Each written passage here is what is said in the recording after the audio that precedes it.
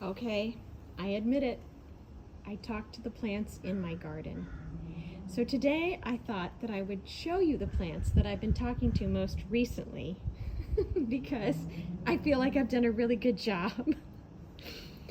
Here we go. This first one, I just can't get over it. Honestly, I am just elated. This is called a Lion King iris. And honestly, it looks like a Lion King iris. Look at it, it has the purple the middle bloom, and then these flowers, the petals on the ends have the veins in them that look, I don't know why they look like a lion, but to me they look like a lion. So I really talked to this little guy because this morning I was wandering around the garden just doing a few things, and I just literally stopped in my tracks and I saw him. He was half bloomed and I just said, "Oh, you surprised me. You did such a good job. He's been working so hard all this time trying to bloom." So I was very excited and I told him he did a good job.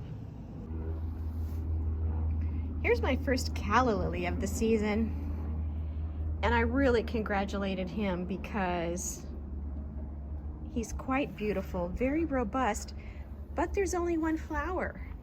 So I was asking him what he thought about that, if he thought that there was going to be perhaps another bloom coming, because it's a very big plant. But just the one bloom, but it almost looks like a double bloom. Can you see how it's kind of wrapped around itself here? Anyways, he did not respond when I asked him whether or not there was going to be another bloom. Look at these sweet little guys. Sweet little flowers on them. These are called three-corner leeks. They're actually a wild onion, and if you pull off the leaves, they smell like onion or garlic.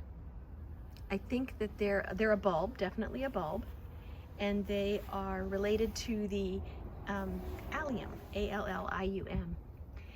And I am particularly fond of them, even though they're in kind of an unusual and awkward place in my garden on a border here, because my mom planted them. And I've just never paid very much attention to them, but this year I told them how grateful I was that they had stuck around and helped me and helped remind me of my mom. I also had a conversation here with the chamomile. At first I didn't quite know what it was. I mean, I have planted chamomile sort of on the other side of the garden last year, but then all of a sudden this started to pop up and I wondered what it was, and I started to, you can see over here, it's also kind of growing wild. So I told him this morning, I said, it's fine. You can grow however you want, wherever you want. I love chamomile. I love these beautiful little flowers that come from it. And I will just deal, because I'm so happy that you want to be in my garden. I'm just gonna let you grow wild.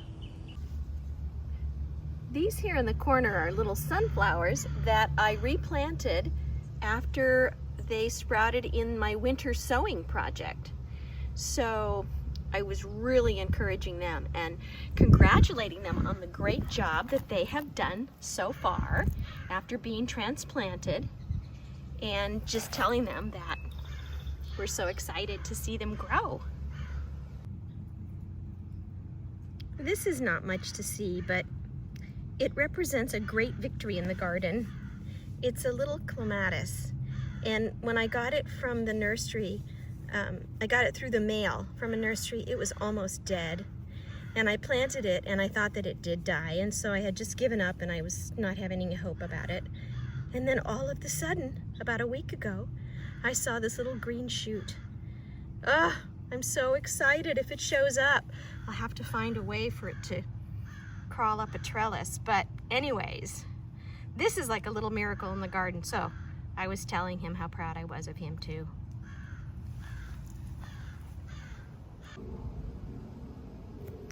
I had a big long talk with these yellow tulips this morning just because I feel incredible gratitude to them.